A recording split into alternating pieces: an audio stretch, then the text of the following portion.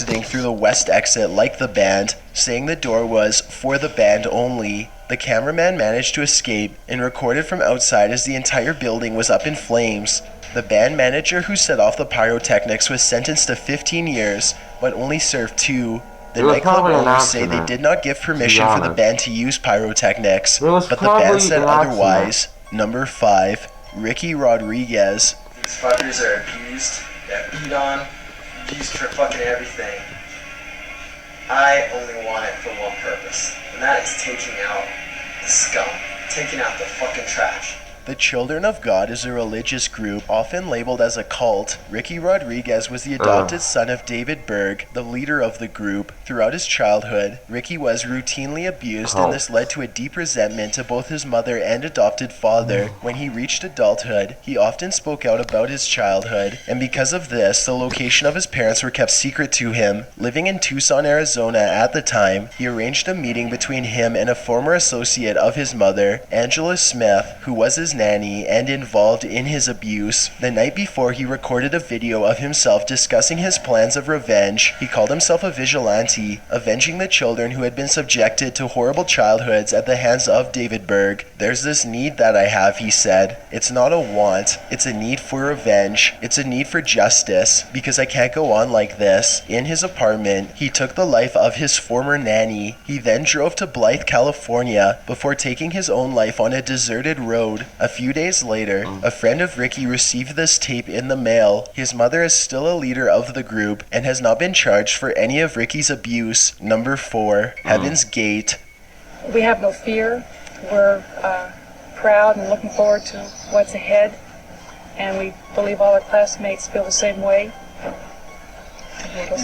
Actually, you all couldn't really know it unless you had done what we had done and been through what we had been through, but I think you can trust, our judgment in this. Led by Marshall Applewhite and Bonnie Nettles, you may have heard of this cult due to their highly unusual belief system. They believed that Earth was going to be recycled, and the only way to survive was to leave it immediately. How they were going to leave was via a UFO, and the only way to get on was to take your own life, believing the human body was a vessel with the only purpose of helping them on their journey. Days before they were to begin their journey, Marshall began filming their final days. He had persuaded 38 of his followers to join him, saying that a spaceship was following Comet Hale-Bopp. These tapes were called their exit statements and contained interviews with all of their followers. All seem happy while interviewed, or at least calm, not fully comprehending the reality of their situation. Starting on March 24th, 1997, the followers began eating phenobarbital with applesauce and washed it down with some vodka. Then they fastened bags around their heads and laid in their own beds. 15 members took their lives that day, 15 more did the next, and 9 more the day after that. Heaven's Gate had their website hosted on a Romanian ISP, and they mailed the webmaster their final press release and the exit statement tapes. The Romanian webmaster was only told prior that they were a small monastery with non-traditional views, so it's safe to assume he received quite a shock receiving this package. Though this happened roughly 20 years ago, their website is still active, and apparently emailing them can warrant a swift, polite response. I'm here to offer you, as these are, an opportunity to know the truth so that if you can connect with it at any level, then you might survive. Number 3, Soul Fairy Sinking. 좋습니다. 네, 살아서 봅시다. 와, 해경 온답니다. 네, 와, 진짜 나 살고 싶어요.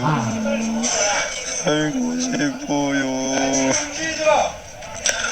지금 여기 영상에 많은 걸 남깁니다. 네, 관련한. On April 16th, 2014, the MV Seoul capsized on the coast of South Korea, carrying 476 passengers who were mostly secondary school students from Danwon High School. When the sinking began, the captain told the passengers to stay on the boat, and shortly after, he abandoned the vessel. This footage was recorded by 2 16-year-old boys who both lost their lives this day. The passengers can be seen with life vests on, which was instructed transmitted via the PA system. As water began entering the ferry, these life vests would cause the passengers to be stuck inside the sinking vessel. The passengers can be heard sending farewells, while others beg to be rescued. Sadly, 304 passengers lost their lives, while 172 were rescued. The majority of those rescued did not listen to the captain's announcements and had left the ferry. The captain was eventually given a life sentence, and 14 other crew members were also charged. Number 2, grave robbing for morons. Slice, okay, you peel it back like that, okay, and you will find the ends of the bones. You will not see the rest of it, but you will only see this part. This is a mystery that the internet has been trying to solve for a very long time now, with entire websites dedicated to identifying the people behind its creation. In the 1990s, this homemade tape began circulating in VHS trading with the title Grave Robbing for Morons. The 27-minute video features a teenager explaining pretty much everything you need to know about robbing a grave. This includes how not to get caught, which parts are the most valuable, and various other creepy tips. In the tape, he is holding what appears to be a real skull, which he has taken from a grave. The internet is on the fence about his authenticity due to the exaggerated nature of his advice, specifically about dispatching witnesses. Never leave witnesses. If you have to knock them out so that way they think it's a dream. It's best not to kill, but if it's necessary, do it.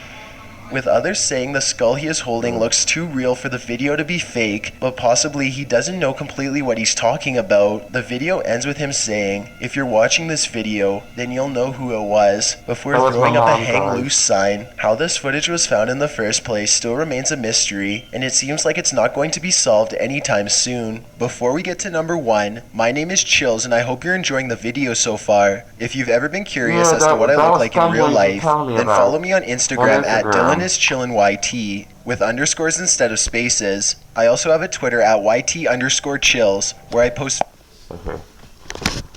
Alright, Gumwings, thank you for your post. Anything you want me to react of, just come to Instagram and tell me. If anyone wants me to react to any video, just come to me on Instagram. And my profile is down on the description below. And Gumwings, thank you for telling me about Chills. If you want any video you want me to react of, and any people out there you want me to react of, just come to Instagram and tell me what you want me to react of. More videos on the way.